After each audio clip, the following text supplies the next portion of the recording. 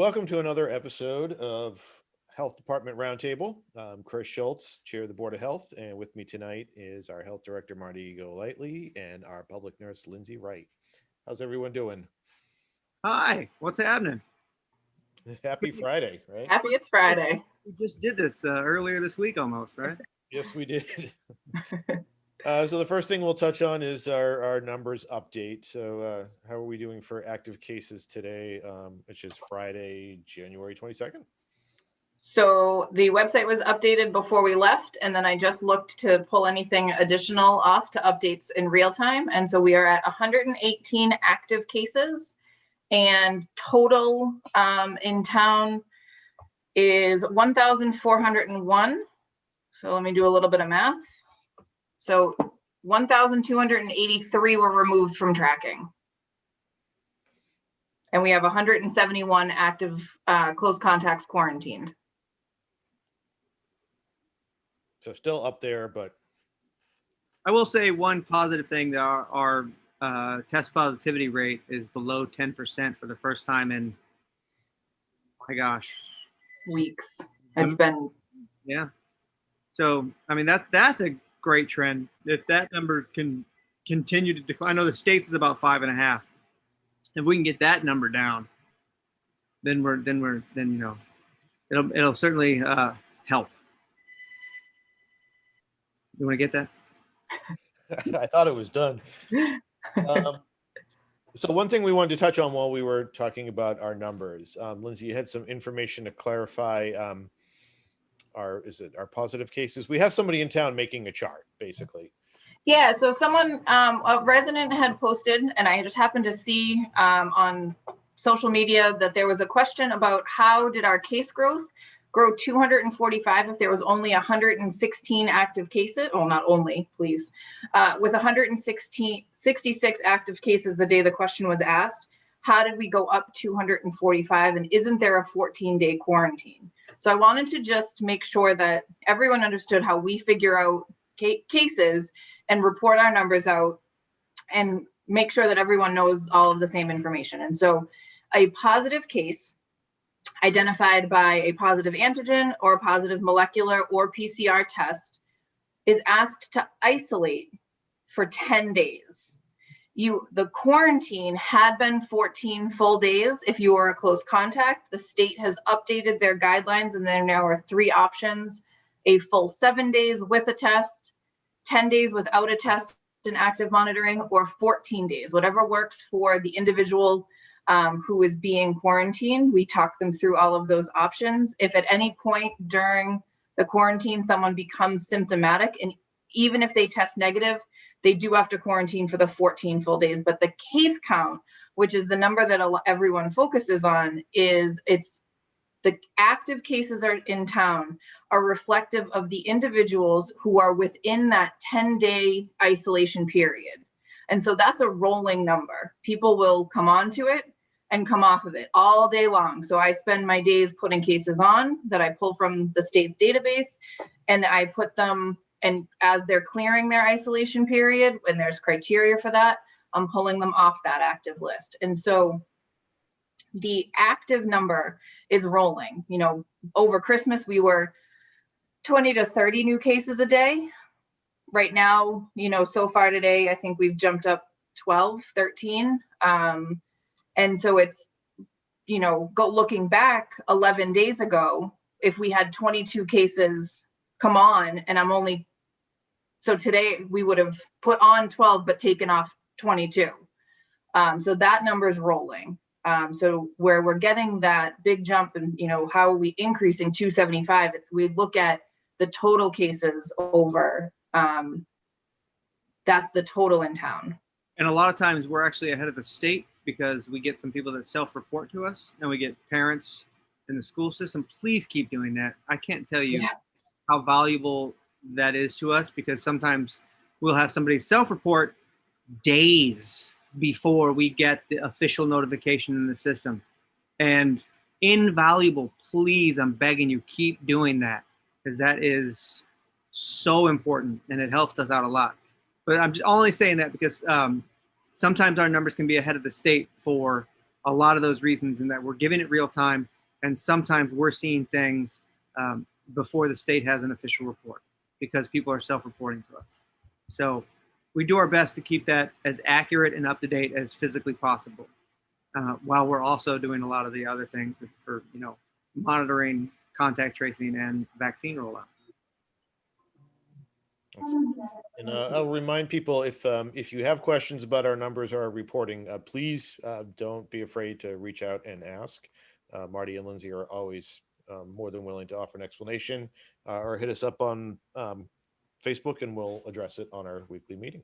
Yeah, we really do our best to not hide any of that stuff and be disingenuous at all. I'm not going to tell you how many people have died because that's just, insensitive, and we try to protect, the delicate nature of that kind of, information, but we'll be open book as much as we possibly can. So we had some developments today from the state with the slight lifting of restrictions.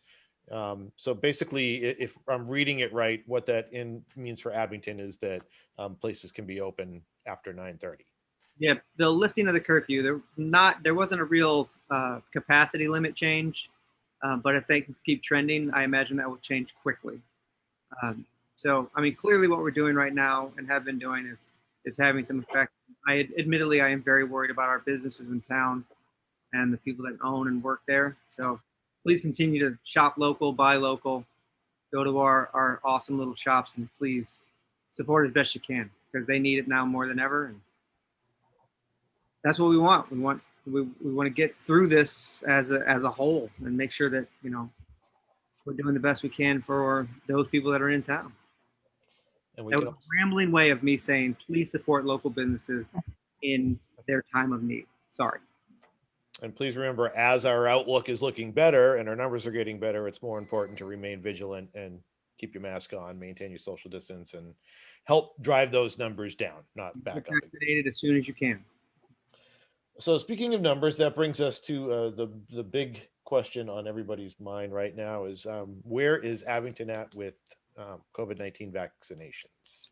So I believe the vast majority of our first responders are done now. If we have any stragglers, we'll get them as soon as we can. We're still in phase 1. So we can't move from phase 1 to phase 2 until we get approval from the state to do so, until there is a movement of phase 1 to phase 2. So I can't give our 65 plus or teachers or anybody of those phase 2 people until we get the vaccines for that, and until the state lets us roll into phase 2. So that's why we've been so adamant about holding as many phase 1 clinics as we possibly can, because the faster we get done with our phase 1 people, the sooner we can get into our phase 2 people. And our phase 2 includes a lot of our elderly people, those people with comorbidities, and those people, sorry, that's so annoying, my fault. And those people that live in, those elderly people that live in, low-income homes. And we have plans on board for all that have been thoroughly vetted, that we've spent a lot of time on working with our EMS director, our Council on Aging folks, and all of the appropriate players in that. We're ready to go. The minute the state says phase 2, and I have vaccine, which is the big caveat, we will start scheduling clinics for those appropriate personnel.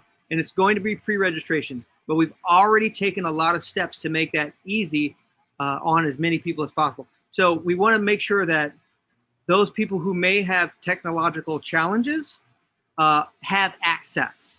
So in a lot of those cases, we're actually going to go to some of those addresses or some of those people, or even better, Suzanne and Amy and, oh my gosh, she's going to kill me.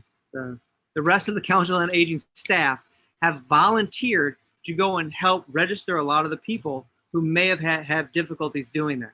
Or Amanda, thank you. Who may have, I'm so sorry, Amanda. Who may have challenges getting on the internet to pre-register, right? So we'll be able to go into these populations and just bring them out for the inoculation, do the monitoring that's required, and they can go back. So ideally, we can roll through these populations really fast and get a lot of people done. And then larger scale, we can do shot clinics at the senior center where, there's room enough for us to socially distance.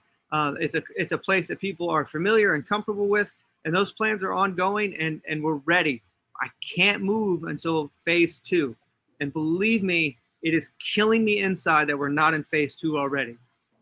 We have plans for the teachers. We have, I think, a really well thought out plan for our early educators, our school staff. But again, phase 2. No one will be more excited for phase 2 than me, because that means every day we wait, my fear is that someone else can get sick, and it could have been needlessly. So believe me, phase 2, we're gonna roll it out as fast as we can. It won't be us with a delay. It will be not getting the vaccine or some other delay that we can't see. Abington as a whole is ready to go, ready to deliver shots to the people that need it and the people that want it. And again, it's not compulsory, it's not mandatory. If you don't want it, you make the decision that's best for you and talk it over with your doctors. And while we are advocates for the vaccine, we're also, people too. So we understand why anybody would want to. The other thing with making a decision, as big of, are you going to get vaccinated against COVID-19 if it's right for you? Marty and I are very well versed, I feel like, at this point, and know a lot about the vaccine and the vaccine technology. If there's questions that you can't find the answer, call us. If we don't know, we'll find you the answer. Because if you elect to say, you know what, I'm not going to get it, all I ask is that you do all of your research and have all of your questions and concerns truly answered, validated, anything, and then make an informed decision about whether getting vaccinated is right for you. And we're happy to answer those phone calls and help in that process. Excellent. And some people had a question about, especially members of the 65 plus community, how they would be notified. I think we saw today with the rollout of phase 1, it went out through email and constant contact. We've updated our social media, and with the help of Abington Cam, it's on public access. So the information. Yeah, and to reiterate, it's not lost on us that a lot of people aren't going to have access to those things. So we will still field phone calls in our office. We will still be putting people out into the community to let these people know that we have the vaccine available to them. Because not everybody has a computer, not everybody has, access to our constant contact. We understand that. And we'll do our best to make sure that no one is left behind. And when the state does move to phase 2, should people be reaching out, obviously, to their physicians first, to find out where they are in the phases? And yes, they should always talk to your doctor first. Now talk to your doctor to make sure that the vaccine is right for you, because they're going to know your medical history better than any of us. So hopefully they can help you make that informed decision Lindsay was talking about. Yeah. But I can't wait. We are so we are ready. And EDS is an emergency dispensing site, and we have one in town, and we're doing a phase 1 clinic this week. I'm sure everybody who read the Constant Contact knows that. And this is essentially a dress rehearsal for when we upscale. We're pretending when we do this EDS, that's only for about 100 people or so, we're pretending that it is one of these mass vaccinations events. And we are planning like it's going to see 10,000 people. But, it's only going to see a percentage of that. Because we want to know that our plans work. So we're going to learn a lot doing these smaller ones that we can apply to the bigger ones. So that way, we'll know exactly what's good, what's bad. We'll have an action plan on, getting better at everything. And man, phase 2, let's go. Let's get it done. Yep. So short answer, you will be hearing from us, definitely, because we are excited to move. Yes. And it might be just one of the wonderful people at our Council on Aging knocking on your door saying, hello, would you like the COVID vaccination? No? Okay, have a great day. Yes? All right, right this way. It might be one of those things. It really might. And I can't stress enough, the level of cooperation from the departments in this town has been nothing but stellar. And then you take that out. We are lucky enough to partner with the Brockton Hospital and their system. And additionally, a lot of the other towns, just because of our capacity to store, we've been able to, help them facilitate their needs. So this is one of those things where I can tell you beyond a shadow of a doubt, a lot of the surrounding towns are also ready to go and ready to upscale and eager to do so. All we need is the vaccine and phase 2. Excellent. Well, Marty and Lindsay. Too many times. I feel like I did.